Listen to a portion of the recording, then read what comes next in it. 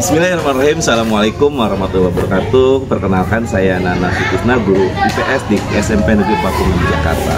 Pada saat ini saya sebagai peserta lomba Hari Guru Nasional di Kementerian Pendidikan Indonesia. Pendidikan di Indonesia menghadapi tantangan yang sangat kompleks. Salah satunya indikator penting dalam mengevaluasi pendidikan. Salah satu capaian kualitas pembelajaran yang tercermin dalam raport pendidikan di SMP Negeri 46 Jakarta pada tahun 2024. Indikator kualitas pembelajaran mengalami pencapaian terendah yang salah satunya disebabkan oleh rendahnya metode pembelajaran. Alhasil, capaian pada rapor pendidikan menunjukkan nilai capaian kualitas pembelajaran tahun ini ada 62,63, mengalami penurunan sebesar 4,76 dari tahun sebelumnya, yang semulanya 66,79.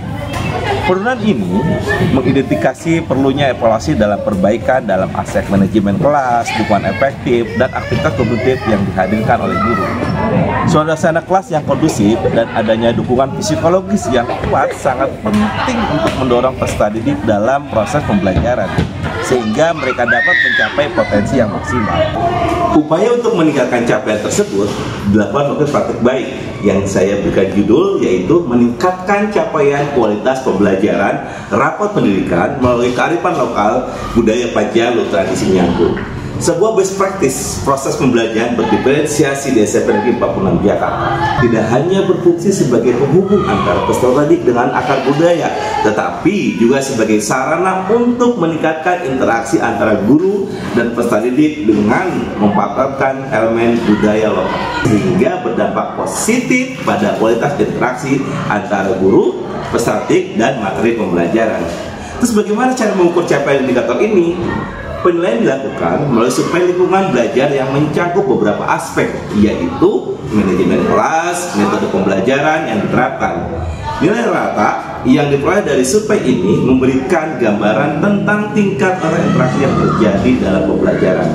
Melalui pendekatan ini, pembelajaran yang berdiferensiasi diharapkan siswa tidak hanya memahami materi ajar dengan lebih baik, tetapi juga mengembangkan rasa cinta terhadap budaya mereka sendiri, yang pada gilirannya memperkaya pengalaman belajar mereka. Pada pelaksanaan untuk praktik baik ini dilakukan 4 tahap. Kegiatan menjadi acuan dalam melakukan pengembangan guru dan aktivitas. Pertama, paparan materi kelas, penjelasan tentang materi tentang kearifan lokal dan contoh-contoh budaya yang ada di suku bangsa Indonesia. Sekarang kan di era globalisasi, modernisasi suku bangsa Indonesia, kalian itu sekarang merupakan generasi terakhir di keluarganya masing-masing. Secara otomatis generasi terakhir yang berada di suku bangsa di Indonesia. Suku adat Bugis ingin mempromosikan kearifan lokal dengan tema identitas bangsa. Selanjutnya, tahap kedua, belajar bersama 8 anak. Seluruh kelas 9 berkolaborasi dengan anggota ekstrakurikuler seni tari, seni bela diri, dan bapak ibu guru mata pelajaran yang terkait dengan kegiatan tersebut. Dan untuk memberikan contoh sosialisasi melestarikan budaya kearifan lokal budaya Desa Panjalu, Jawa Barat. Upacara adat Nyangku merupakan upacara adat yang telah ada sejak zaman kerajaan Panjalu. Hingga kini upacara tersebut secara rutin dilaksanakan tiap tahun oleh masyarakat Panjalu. Karena masyarakat Panjalu maka upacara adat tersebut memiliki nilai-nilai yang baik bagi kehidupan mereka di samping melestarikan tradisi lainnya. Tujuan upacara ini yaitu membersihkan benda-benda pusaka yang berada sebagai bentuk penghormatan terhadap leluhur Panjalu yang telah menyebarkan agama Islam.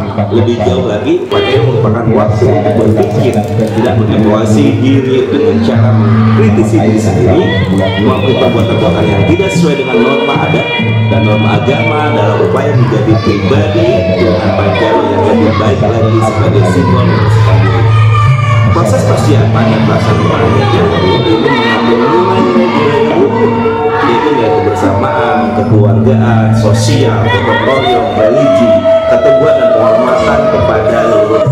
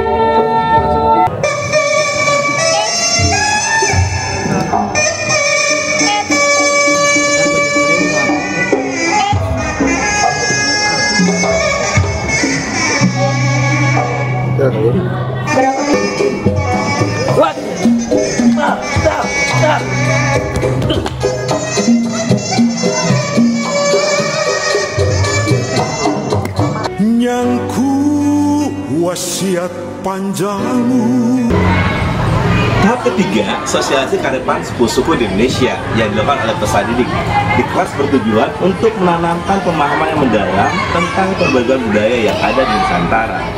Melalui kegiatan ini, diharapkan peserta didik dapat mengenal dan memahami nilai-nilai luhur yang terkandung dalam adat istiadat, tradisi, kebiasaan berbagai suku bangsa Indonesia. Sosialisasi ini juga bertujuan untuk menumbuhkan rasa cinta tanah air, kebanggaan terhadap identitas bangsa, serta membangun sikap toleransi dan penghargaan terhadap perbedaan budaya.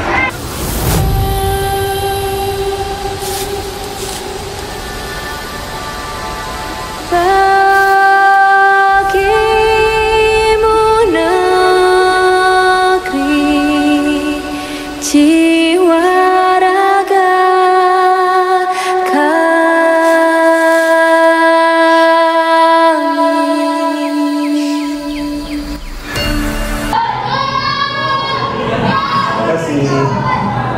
Sehubungan dengan kegiatan proyek penguatan profil pelajar Pancasila atau P5 dengan tema rekayasa teknologi, proyek penguatan profil Pancasila atau P5 bertemakan rekayasa teknologi berfokus pada pembuatan produk inovatif berupa robot otonom.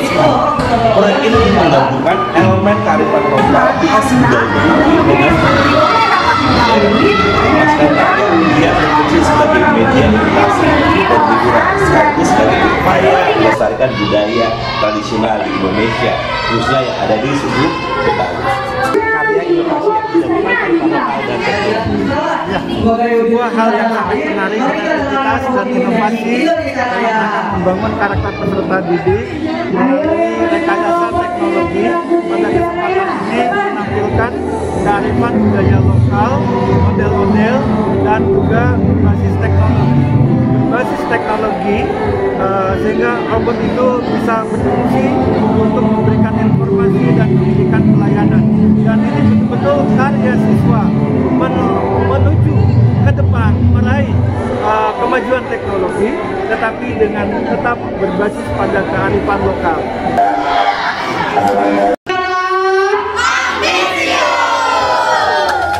Peserta didik berhasil mengembangkan keterampilan dalam bidang teknologi seperti robotika dan pemrograman, sekaligus memperkuat rasa cinta terhadap budaya lokal.